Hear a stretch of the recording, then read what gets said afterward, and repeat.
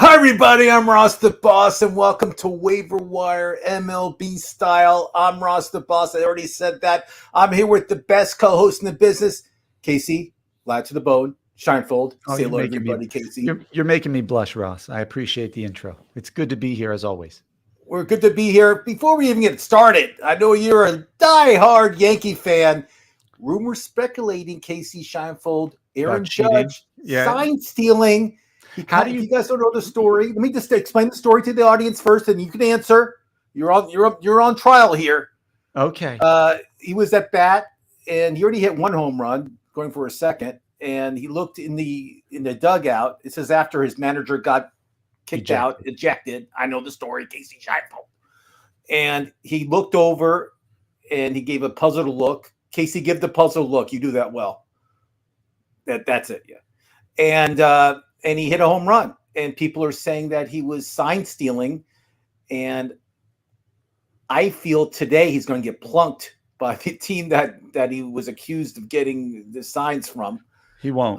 Kevin Gausman is not going to hit him with a pitch.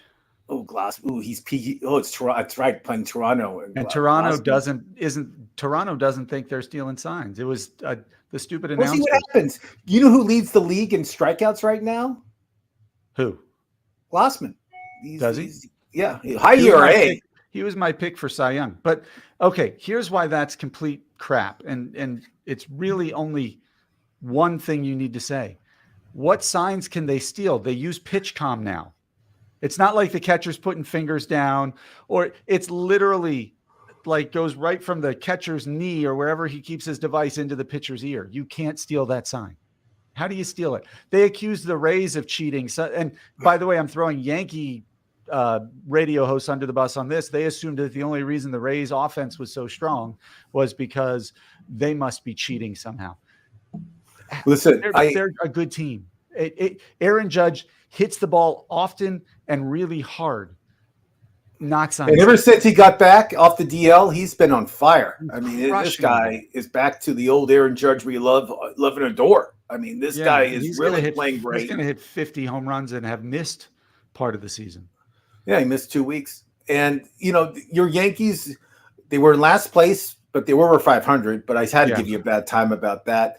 But I feel the Yankees are figuring it out. And I just think they're one pitcher shy of winning that division. Carlos Rodon being out all year kills him. And so, Garrett Cole has blown his last two starts. He hasn't pitched great. He was pitching great and then gave up like 6 runs once he had a 6-run lead to the Rays last week. But yeah, they're going to need to trade. I guess they're either going to trade Oswaldo Cabrera or Gleyber Torres at some point during the near the deadline to get another starter. I just think they'll put the other kid, Oswaldo Peraza, in the middle infield with Volpe, and Torres becomes expendable. And there's plenty of teams that need infielders, so he'll command a pretty good price. I agree with you. I think the Yankees will be dealing and wheeling during All-Star break, or maybe even before All-Star break. We'll see what happens. But some of the teams that are out of the playoff contention, they'll be dealing their high-priced pitchers away. I'm 100% right. There's no argument here. Yesterday, I thought I was like seeing things, Casey. 18 scored runs for St. Louis, who's having a horrible year. They're horrible. And they beat Milwaukee like 18-1, I think, or something. It was pretty ugly. Yeah, it was ugly. And, when a team scores 18 runs and they play today, you know what happens? They usually don't hit the ball that well. They have professional hitters up and down that lineup. You knew they were bound to figure it out eventually. You don't have Arenado and Goldschmidt. And I mean, pick a player, even Wilson Contreras, who's been the target of a lot of hate because of his lack of catching prowess. How would you like to try to follow Molina and be the next catcher behind him? Like Didi Gregorius following Jeter, there's just certain players you can't follow, and you can't. I agree, and Molina. Fans are booing him actually. I mean, in St. Louis, they're not nice to the kid. I don't know why, but they want Molina back in St. Louis. But I think, again, I mean, I think he's been DHing also now. I think they're getting him away from – I don't think the pitchers like him either. So I think he's kind of staying away catching, and they brought actually one of the catchers they're using. I'm actually a waiver wire pickup. I think you guys should pick up, but we'll talk about that. Hold on, one more thing. Our cover guy, unfortunately, he's over 60%. But I wanted to talk to you about him because I know you talked about him in the past. It's Yuri Perez of the Miami Marlins, and he is a huge guy. I mean, this guy looks like a basketball player, Casey. I mean, he's that big, and he's 20 years old. I mean, 20 years old. He got it. He had his first start against, I think, the Reds, and he struck out, I think, 7 or 8 guys. Yeah, he only lasted 4 innings, but he struck out 7. But he struck out a good amount. Minor clarification: he was our cover guy last Thursday. He's not our cover guy today. Okay. So, last Thursday, that was before his big start over the weekend. And yeah, I mean, he was what you would expect. Some command issues, but electric stuff. Wasteful with the pitches, so he could only last 4 innings. But you saw why he's a top prospect if you watched that the high 90s gas, the slider and changeup, which were pretty effective when he could keep him around the plate. He's got dynamic stuff. The question is always the same when it comes to these super tall pitchers: is how repeatable are the mechanics when you have that long of moving parts at every part of your body? So if he can figure it out, the sky's the limit for that kid. So you think his ceiling's high? Obviously, he's actually rostered in 62% of the leagues. Yeah, he's up to 70, I think, today. Is he? I think he went up even higher. Just checked, and basically, if you can pick him up, I mean, maybe there's a 30% chance you can pick him up. I guess odds are, but you should pick him up. How much? 63%. Yeah, it's 63. I checked, and I mean, do you think this guy's for real? Is he like one of your top prospects? I mean, how do you rate him above the other rookie pitchers? I would rate him pretty high, definitely top 3 or 4. I like Grayson Rodriguez a little bit more. I think he's got more polish. He hasn't delivered yet in terms of that, but the stuff is electric. I like some of the guys who aren't up yet. Kyle Harrison is one. Gavin Williams, I think is his name, in Cleveland is another one. There's some big prospects pitching, but Yuri Perez, his ceiling is as high as any of them. I mean, 20 years old. I mean, think about it. I mean, when you were 20, Casey, you were at Maryland playing pickup basketball with a bunch of nobodies. I mean, this kid's pitching in Major League Baseball. There's a huge difference between Yuri and Casey Scheinfeld. I get it. Let's talk waiver wire pickup. I always start with the catchers because I feel that's a position that is always kind of like streakers. I think that's the one position where you can pick up and waive, unless you have one of the top elite guys. Of course, you're not going to get rid of them. But who's your top catcher prospect or veteran to pick up this week? Well, he's he dropped under 60%, and it's somebody you mentioned preseason who you were a big fan of, and that's Cal Raleigh in Seattle. He had 2 home runs yesterday, Casey. Yeah, and he's batting .357 on the week. This is a guy who could easily hit 30 to 35 home runs. The power is legit. And at a position like catcher, I think he's a priority pickup pretty quick. So I would put him up top. Yeah, Cal Raleigh, Seattle scoring a lot of runs. I love Seattle beginning of the season. I told everybody, I said, that's my sleeper. I don't think it's a sleeper. That's the team I like in the American League. I think they're fun to watch. I think they have a good pitching staff, even though they lost one of their starters, Robbie Ray. But doesn't matter. I still like Seattle, and Cal Raleigh's a big part of that team. I like this Andrew Neitzer. Is that how you said Neisner? Neisner. Yeah. He's hitting 278. He had 3 home runs last week. He plays, as we mentioned, he's the other catcher in St. Louis. Yeah. This guy, again, he's streaking, so pick him up now and waive him next week. But he's one of the guys I do like. Another guy I like is Freddie Furman of KC, I think. He has 3 home runs and he's hitting 400. Again, he doesn't play every day. So if you pick him up, make sure you watch and make sure he's starting. Is there any other catchers that you like that you think I should pick up? The only other one, I mean, he hasn't been really good in the last 7 days. But Eric Haas from Of Detroit. Detroit. Yeah. In the last 2 weeks, 314 average, 2 homers, even a stolen base chipped in. I'm not saying this is a guy you can put it at catcher and forget about, but I would certainly consider him if I'm running out there with some of these people who aren't performing very well. I don't know if it's I remember Ron Hassey of the A's. I don't remember him. He was a catcher also. I don't know how to pronounce his name. I think it's Haas. I think. I'm not sure. Yeah, but I'm gonna call him Hassey anyway, just because I love Ron. I remember Ron Hassey of the A's. So first base, interesting position right now. A lot of stuff going on. Who's your number one first baseman I should pick up? Wow, number one. I'm going to go with Nick Pratto in Kansas City. Tell me, rookie. I like it. Tell me why. Well, in the last 2 weeks, he's batting .311. He's got 11 runs scored and 11 RBIs. He qualifies in both first base and outfield, so you can play him both places. And that certainly helps. And right now, Kansas City's offense is actually playing pretty well. And he's available. Getting better. It's getting better. 75% of leagues. So, and on a team like Kansas City, a rookie gets a longer leash. So you don't have to worry about if he goes into a cold spell that he's going to never see the field again. I mean, Hunter Dozier is not on your list anymore. I'm just kidding. Last season, we talked about Hunter Dozier a lot, and he never did anything last year. He's not doing anything this year. So don't pick Hunter Dozier up. That was a joke, everybody. Nick Pratto, I like another guy that plays first or second. We talked about last week, Miguel Vargas of the Dodgers. He's a highly prospect. You were ranting and raving about him in the season. He didn't do well in April. He's hitting a lot better in May. He's hitting 262 in the past 2 weeks, 3 home runs, 11 RBIs.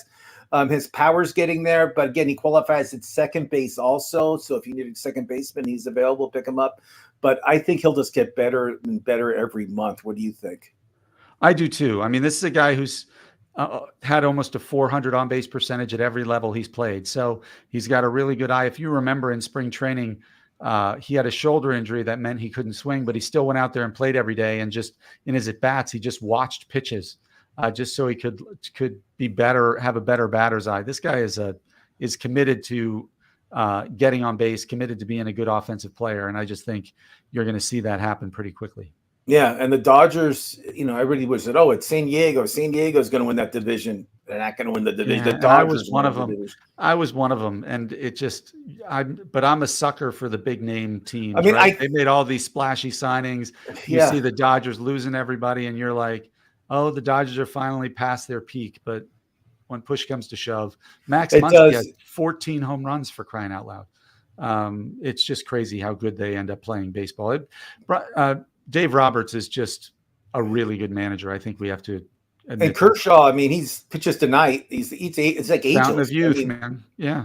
I mean, you and I both. He'll miss 4 weeks with a back issue at some point, but this is what's going to happen. Casey, they have a 7-game lead. They'll be fine. In August, he'll have some lame elbow issue, and they'll put him on the DL, which means he'll be in Texas resting. He'll rest and rehab until the playoff. Yeah, he'll be resting in his ranch in Texas for a couple of weeks. He won't be rehabbing his elbow, folks. He'll be resting with his family. And then they'll bring him back to get two starts before the playoffs start, so he's up to full speed. He'll be at Rancho Cucamonga doing his like a rehab start, they'll call it, and then he'll pitch a couple starts for the Dodgers in Dodger Stadium when they're at home, and then he'll be ready for the playoffs. That's what's going to happen. So I guarantee it. So if you have Kershaw in August or September, try to trade him like by July, because you're not going to get much out of him in the second half. You heard it from me first, Cross the Boss. Let's talk about second base, which is, for me, this second base this week was the most sparse position of trying to pick somebody up. Who's your number one second baseman pick? Well, you mentioned Miguel Vargas, so I'm going to mention C.J. Abrams. This kid in Washington, he's second baseman, shortstop. Yeah. He was the centerpiece in a lot of ways of the trade that brought Juan Soto to the Padres in the fall last year. Huge, big name prospect, flamed out last year in his chances with the Padres. Came to Washington. They gave him, I think, a little more freedom and allowed him to be himself a little bit, and he's starting to deliver. The last 2 weeks, a 350 average with 2 home runs, 2 stolen bases. And those home runs, like, this is a skinny kid, but watching those home runs, like, there's legit power in there. This guy is definitely a double-digit home run guy and probably a potential 2020 type of player, not only for this year, but if you're in dynasty or keeper leagues, he's even more of a target, because I think he's going to be the real deal. No, I loved him beginning of the season. His attitude, he's a family guy. His dad helps him out during the off season, which I love. They kind of train together. And I mean, this guy is focused, and he's the guy that you want on your team. I don't think he'll be a national for many seasons. I think he'll go someplace else and sign a very high price deal somewhere. Yeah. He's a young guy. He's under 25, and he'll be somewhere. But I like him too. The only thing I have with him is he plays on a bad team, and I'm worried about him scoring runs and getting RBIs because he doesn't get that many opportunities. You know what I mean? So that's the only thing that scares him. But he will get stolen bases. His average will get better and better, and just I don't know about his RBIs and runs, but maybe I'm wrong. You never know. I don't know. Right, and if you're looking at this in a keeper league or a dynasty league, long term, this guy. Yep, long term, he's young, and you won't see him at a nightclub carrying a gun like somebody in the NBA did earlier in the week. Yeah. He won't be that guy, Casey. Don't worry. Ja Morant. I didn't say it. You did. You don't want to talk basketball, so I don't bring up basketball names. I just gave an example. Third base. My number one third baseman, I'm going to say it just because he has the same name as you, but he spells it with a C, is Casey Schmidt of San Francisco. Yeah. Not Mike Schmidt, but Casey Schmidt, in case you can remember his name, because you guys have the same name. He's hitting, get this, Casey Scheinfeld, the past 2 weeks, 469. Am I reading this right? You 2 are. home runs and 5 RBIs. He's almost hitting 500. I mean, this guy has a place in the Giants. The Giants are a horrible hitting team. Horrible, Casey Scheinfeld, horrible. Yeah. And this guy's bringing a spark to him. I mean, they're starting to win some games up north. I live in LA. And what's your thoughts on Casey Schmidt? He's a cool story. I mean, he wasn't a big name prospect from what I understand. Kind of surprised he got the call. It was kind of a fun thing I read about him, and he's just delivered once he's gotten up there. He's been able to quietly put together really good at bats, and he gets on base. I mean, 2 home runs is nothing to sneeze about in 2 weeks. So good for him. He looks like, and he plays third base and shortstop, so he can help you at multiple positions. And you know what? Streaker, pick him up. I mean, again, if you have room on your roster and your third baseman or your shortstop's not hitting, like Casey said, he can play 2 positions. It's not a bad pickup, and just ride the wave with him. If he starts on a drought and not hitting, you drop him. You're not going to. This is somebody that has a big bench and that you can afford to do this. But he's my number one third baseman pickup of the week, just because he's just killing the ball. That's it. Period. Who else do you like at third base? There weren't a lot of third basemen, in my opinion. The other guy I like, he plays second, third, short, and outfield for the Los Angeles Dodgers, who we've just mentioned, is Chris Taylor. This is a guy who can give you some power, give you some speed. He plays all over the place. They find at bats for him. He scores runs when he hits up near the top of the lineup. So it's somebody who, if you're dealing with an injury to your player, almost at any infield position or in the outfield, and there are plenty of injured players, he can fill in pretty admirably for you.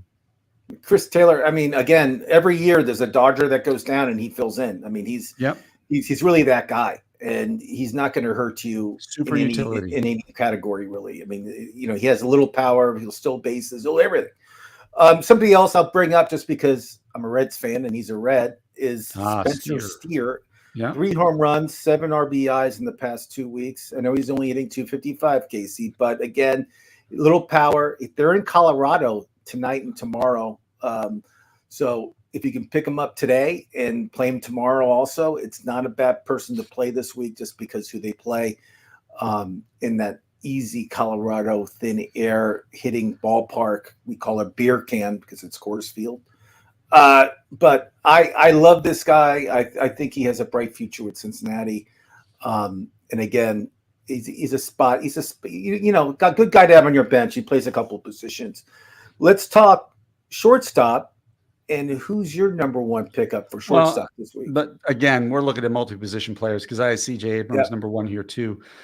Casey Schmidt and Chris Taylor were on that list, and then Ezekiel Tovar in Colorado. We talked about him last week. We talked about him at the start of the season. And for a great average, only 213 the last couple of weeks, but he's knocking in a lot of runs. He can steal. He's got pop. You can do a lot worse than somebody like Ezekiel Tovar. I like Tovar, and somebody else that we ranted and raved about him last week, and they finally brought him up.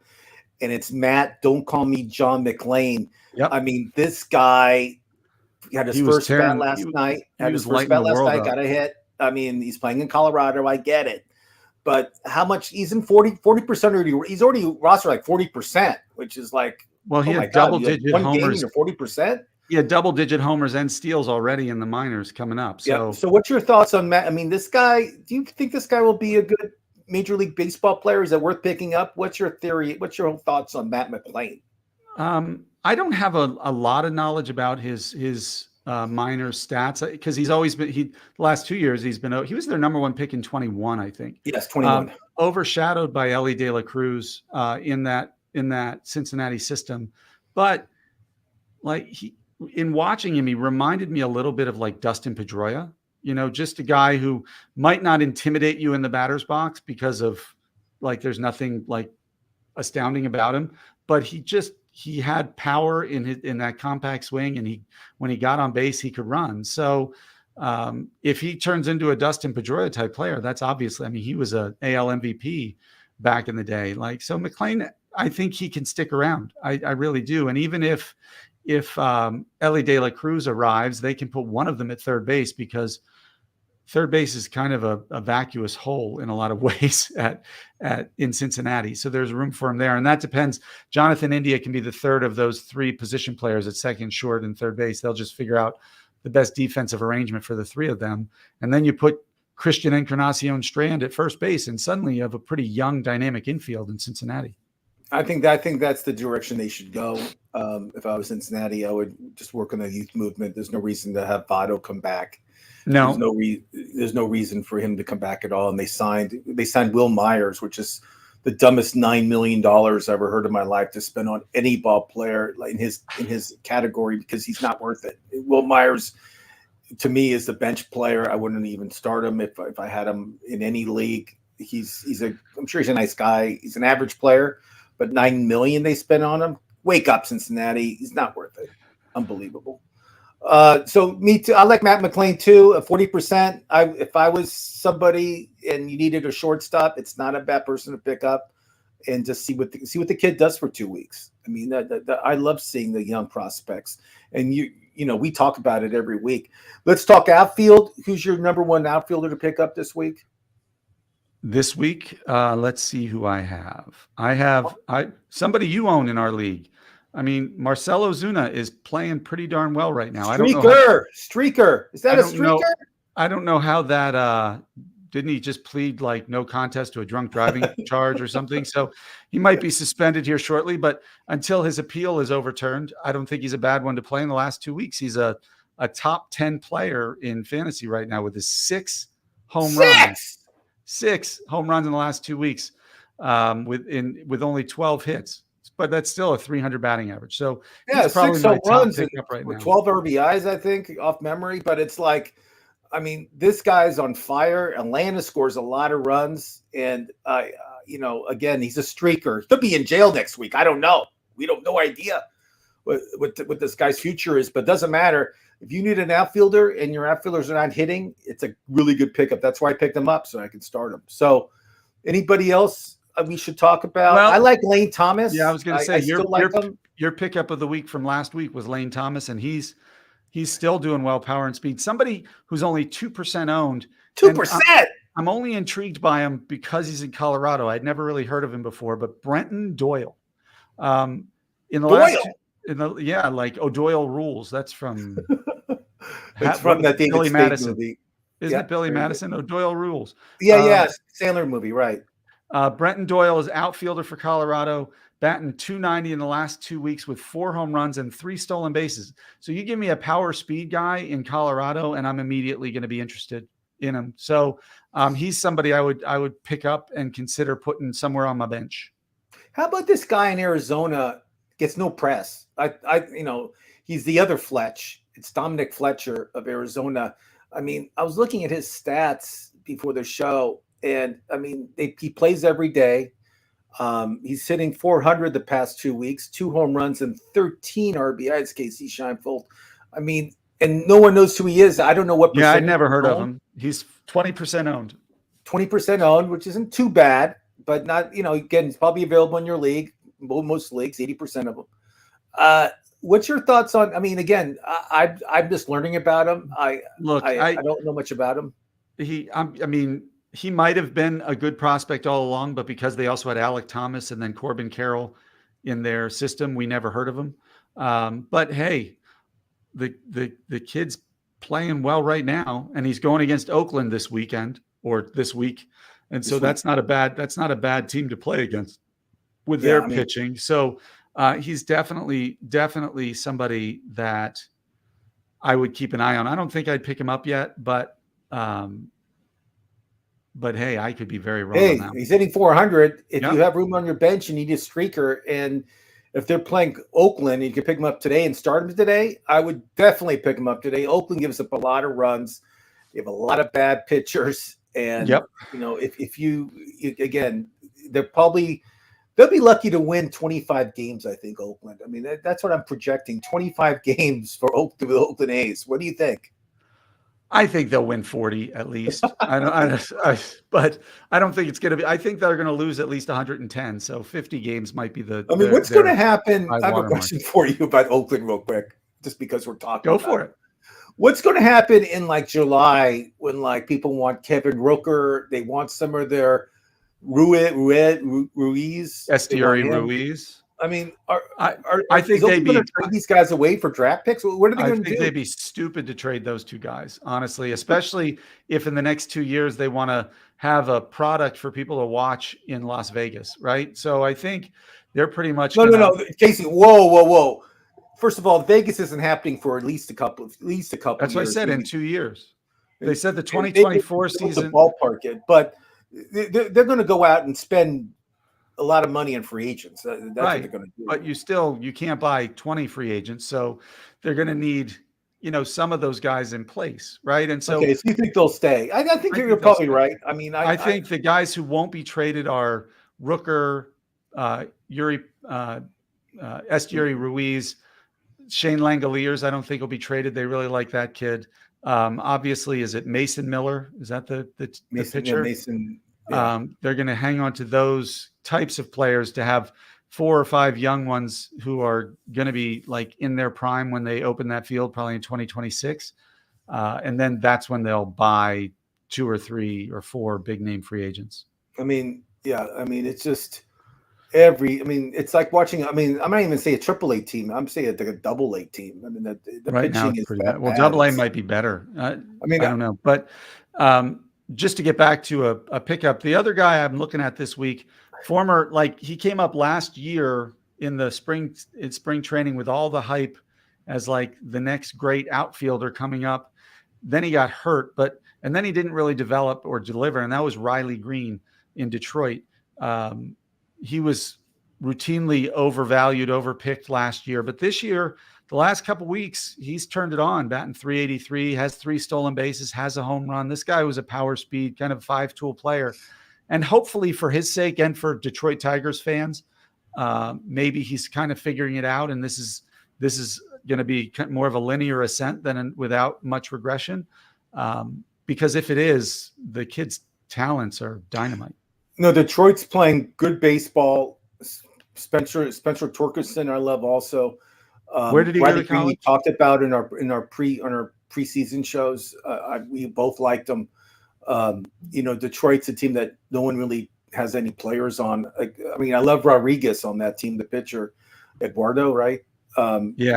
He won't be a Tiger in July. He'll be probably a Yankee if I had to guess. But again, the Tigers are a team that are playing good baseball. They screwed up. They screwed up giving all their money to Javi Baez, but other than that, I knew that was a bad. I think sign. everybody knew that was going to be a bad signing. All the players love him. All these young players idolized him growing up, Just and the I flash.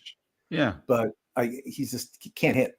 Let's talk pitchers. Casey, who's your number one pitcher you want to pick up that's under 60%? Go. That's under 60%.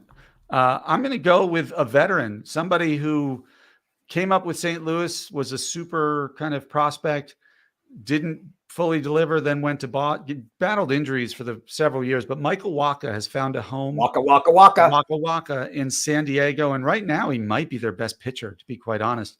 And he's only 35% on last 3 starts, 19 innings pitched, 2 wins, 18 strikeouts. So almost a strikeout per inning, which is pretty darn good for him. 0.47 ERA, 0.63 whip. So he's helping you in everything. Quality starts, wins, strikeouts, ERA, whip, all of it. And so what percentage is he? I mean, what percentage is this guy owned? 35%. Wow. So Waka's a guy that Boston last year. I thought he was the best pitcher for the Red Sox. I thought he was the most consistent. And Red Sox, for some reason, didn't sign him, which made no sense to me. And I said, maybe on our show, I said, whoever signs this guy is going to get a lot of worth their money, because this guy has a lot to prove, and he's proving it. I mean, you're right. Waka is the guy that I want on my team. I mean, this is a guy that just I think he's still mad about the whole Red Sox. I think he enjoyed pitching there, but now he pitches in beautiful San Diego, which is the ideal. If I was a player, Casey, I have a question for you. If I had an unlimited budget, that's where I'd live. If you were a baseball player and every team said, we want to offer you the same amount of money to play here, and you were, let's say you were a pitcher, where would you go? As a pitcher? As a pitcher, you mean just for quality of life more than anything you're talking about, not for you're moving your family to this place. You're going to live there, obviously. You're not going to commute from wherever you want to commute. You want to live there, raise a family, and you want a team that's going to be competitive, obviously. And you want to, but you don't want to be, for me, I don't want to be in a big market because I don't like the pressure. Yeah. I was thinking the same thing. Like, so if I think San Diego would be up there, although they're turning themselves into a big market. I think Atlanta would be up there. I think, I honestly think Colorado. I think I've been to Denver. Oh, a pitcher? That's the last place I would sign. But if I'm getting look, you're saying quality of life. I love that city. I love the surrounding area. But you said, honey, I'm going to work. I'll be home in a few hours. I'm pitching. I'm the starting pitcher tonight. I mean, you come home, you're kicking the dog. I mean, you're upset about how the game went. I mean, you're going to get this.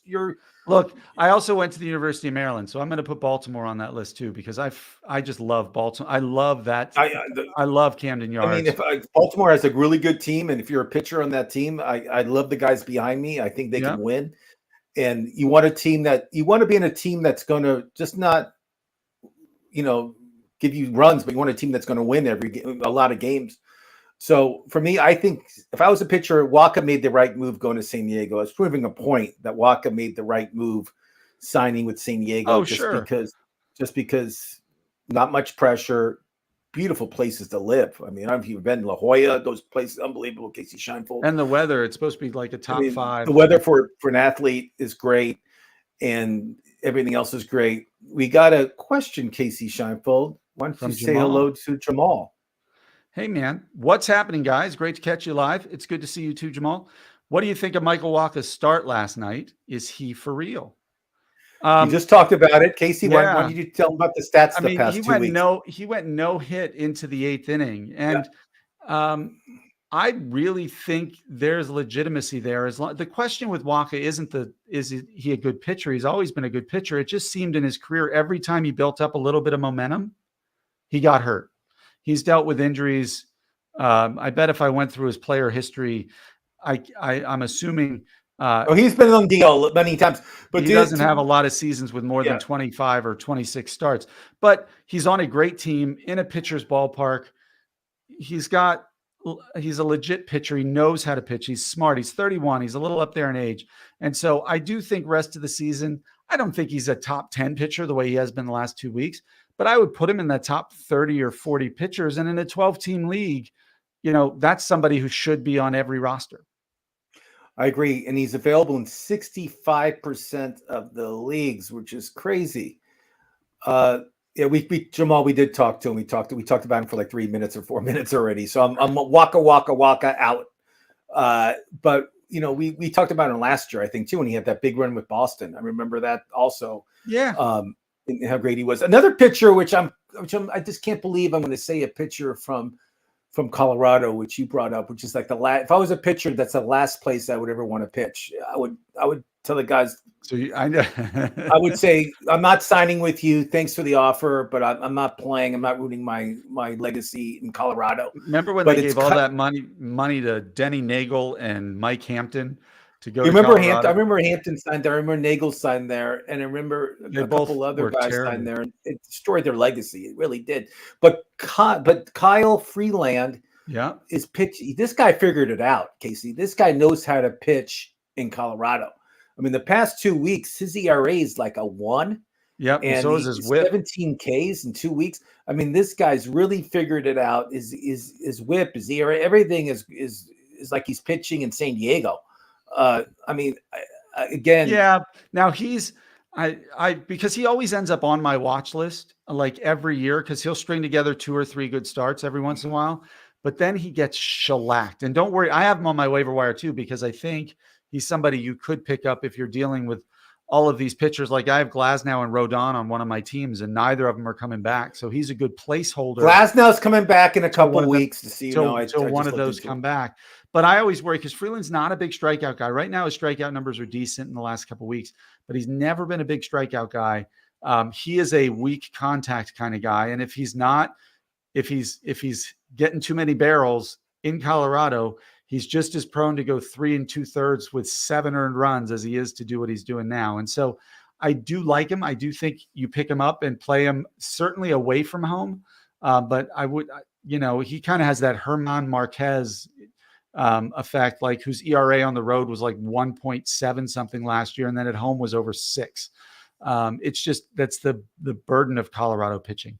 James Coffey has a question for us. James Coffey, I'll read this one. Love the show. Your thoughts on trading Jared Kelenic for Manny Machado in a Roto League? Thanks. Manny Machado has been one of the biggest disappointments this year in fantasy baseball for me. I mean, just, he was a first round pick in some leagues I was part of. He's not hitting like he should be. I think age has caught up with him. I'm worried about him. And Jared really figured it out this season, Casey, don't you think? I mean, he's somebody that had all this hype and all this pressure on him when he came up. And this year, I think he figured it out. I think he's like playing what people expected from him. So I rather keep Kelenic. If I was you, James, I wouldn't get Machado. But that's me. Casey, what's your thoughts on that trade? I actually like the trade. I think Machado has the track record that he's going to figure it out. Like this guy always bats. What's Machado hitting really quick? Please. Oh gosh, right now it's terrible. Let me tell you. How many home runs? What's his power? What's his power? What's his slugging? Manny Machado on the season is batting .230 with 5 home runs and 2 stolen bases. He's got 18 and 19 runs and RBIs. I think Jared Kelenic is a super talented player. And if it was a keeper league or a dynasty league, I probably wouldn't like this trade. But in a redraft roto trade, like Machado just in that lineup when he's surrounded by Soto, who's figured it out, Bogarts, who's been good, Fernando Tatis, who I think is going to figure it out. I'm not a big fan of the way the lineup's constructed right now. I don't like having Tatis batting leadoff. He's uber aggressive, doesn't see enough pitches. Yeah. I think he's more of a 4 or 5 hitter.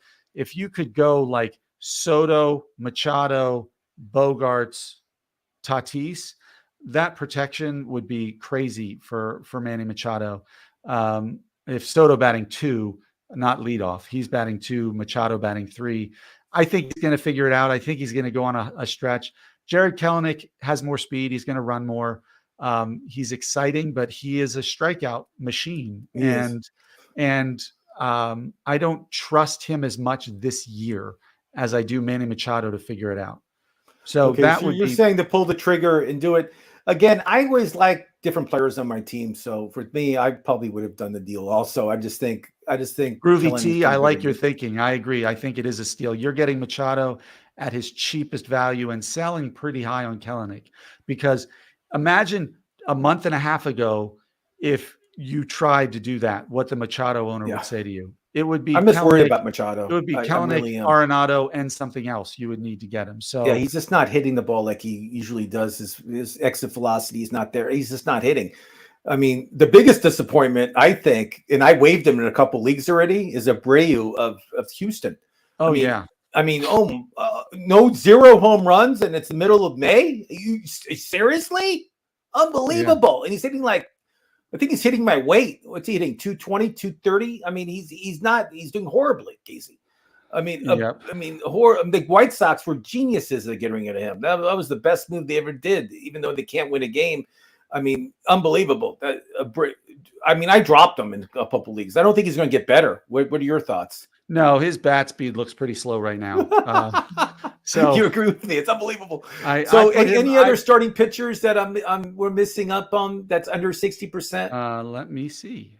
I mean, we said Freeland and Walker. You know what you're good at is those rookies. He's at 61%, but Tyler Wells for Baltimore is pitching really well. He's somebody I would consider. JP France, the kid they called up in Houston. Yeah, he's starting today. What's your thoughts on him? It's against Chicago. I mean, the Cubs, I would at home, I would probably run him out there if I had him, because I think, look, it's a great team around him. He's going to get run support. He doesn't have to pitch with a lot of pressure. And then the other guy, I talked about him last week, is Bailey Ober in Minnesota. I think this kid is the real deal as a starter. He's pitching tonight too. And he's pitching tonight. It's at LA. It's at the Dodgers. I might not start him in that one. I might not run him out there in that one, but that was the only other guy I would consider. Yeah. So I agree with you. And, there's some really could be in the next month. We'll see some really good prospects coming up. I can't wait. Let's talk relief pitchers. I had a horrible time finding relief pitchers I trust under 60%. I mean, Kyle Finnegan for the Nationals, maybe, if you want some saves, we may get some chances. I don't understand how Michael King is still only 43% owned. Because it's a committee in New York, but he's still not getting the saves every time. And I mean, but still, his peripherals are awesome. And if he gets you one save a week, it's still better than a lot of other players out there. What happened? You brought it up, and I wanted your opinion on it. What happened to Holmes? I mean, he flattened out. He's horrible. I don't know. I mean, he has that hard sinker. He still throws a 99-mile-an-hour sinker, but unfortunately, he goes through stretches where he doesn't locate his pitches well. And it doesn't matter how hard you throw it. If it's between above the knees and around belt high, a major league hitter is going to smash it. His changeup was terrifying last year. It hasn't been I haven't looked at the specific stats, but in watching Yankee games, his changeup doesn't look to have the same kind of Bugs Bunny effect it did on people last year. Official Rick Ross wants to know Josh Jung or Gunnar Henderson rest of the season. A points league with setting your lineup weekly. Yep, points league weekly. I get what it is. Josh Jung for Texas. I say this almost every week when people ask me about Texas Rangers. When the heat gets big in Texas, and Rick Ross, we know it gets big in Texas, Josh Jung will start hitting home runs, and you'll see this kid is the real deal. And I feel he has no pressure on him at all, and he's going to hit a lot of home runs and get a lot of RBIs.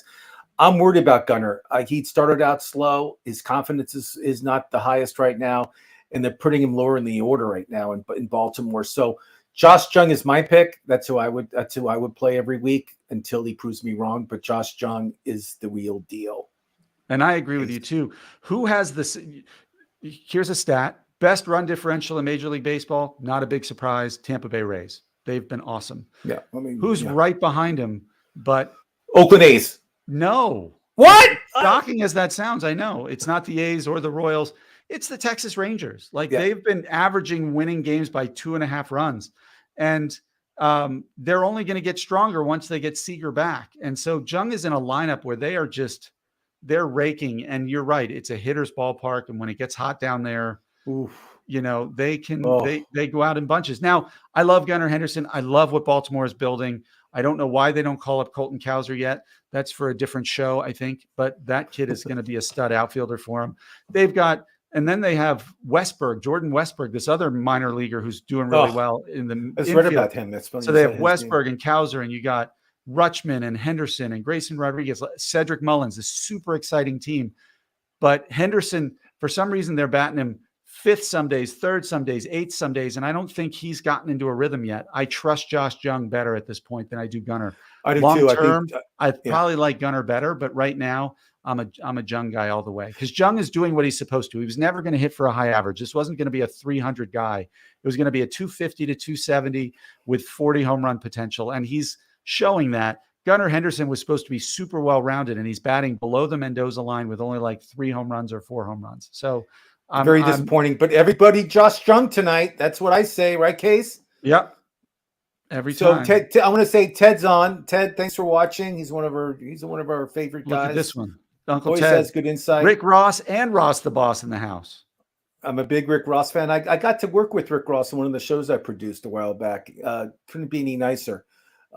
He has the biggest 2 like bodyguards you've ever seen. I think they're brothers. They're like huge. I mean, huge, tremendous. Of course, they were afraid of me when they saw me. Well, but yes, Rick Ross and Ross the Boss in the house. Any other questions? Because we're almost done with the show, and we're excited. A lot of great baseball on tonight, which we're excited about.